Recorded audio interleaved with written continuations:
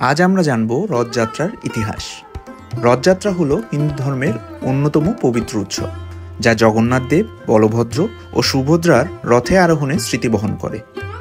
প্রধানত উড়িষ্যার পুরীতে এই রথযাত্রা পালিত হয়, কিন্তু এখন এটি বিশ্বের নানা প্রান্তে উদযাপিত হয়। রথযাত্রার ইতিহাস প্রায় 1000 বছরের পুরনো। গঙ্গা রাজবংশের রাজারা এটি প্রচলন করেছিলেন। জগন্নাথ মানে জগতের নাথ, তিনি বিষ্ণুর অবতার, কিন্তু তার রূপ অত্যন্ত রহস্যময়।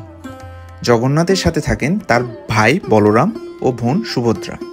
এই তিনজনের জন্য আলাদা রথ তৈরি হয়। প্রতি বছর নতুন কাঠ দিয়ে রথ তৈরি করা হয়।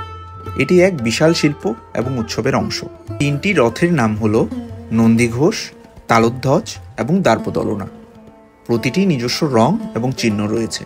আষাঢ় মাসের শুক্লপক্ষে দ্বিতীয় তিথিতে শুরু হয় রথযাত্রা। লক্ষ লক্ষ ভক্ত আসেন এই দিনে। এই দিন দেবতারা গর্ভগৃহ ছেড়ে বাইরে আসেন, যেন সবাই তাদের দর্শন পায়। ভক্তরা রশি টেনে রথ টানেন, মনে করেন যেন নিজের হাতে ঈশ্বরকে টানছেন। রথ 3টি পৌঁছায় গুন্ডিচা মন্দিরে, যেখানে দেবতারা 8 দিন বিশ্রাম নেন। এই যাত্রাপথ প্রায় 2 কিলোমিটার দীর্ঘ এবং হাজার হাজার মানুষ এ পথে হাঁটে। স্নানযাত্রা উপলক্ষে দেবতাদের মহাস্নান করানো হয়, যার পর তারা অসুস্থ হয়ে পড়েন। আনাসার পত্রে দেবতারা বাইরে আসেন না, তাদের দেখার সুযোগ থাকে না। এই সময় ভক্তরা শুধু নাম জপ করে এবং প্রার্থনা করে তাদের আরোগ্য কামনা করে। 1968 সালে ইস্কনের মাধ্যমে বিদেশে প্রথম রথযাত্রা উদযাপিত হয়। আজ বিশ্বের বহু শহরে রথযাত্রা পালিত হয়, যা হিন্দু সংস্কৃতির গর্ব। রথযাত্রায় গাওয়া হয় বিশেষ গান ও ছড়া, যা প্রজন্ম থেকে প্রজন্মে ছড়িয়ে পড়েছে।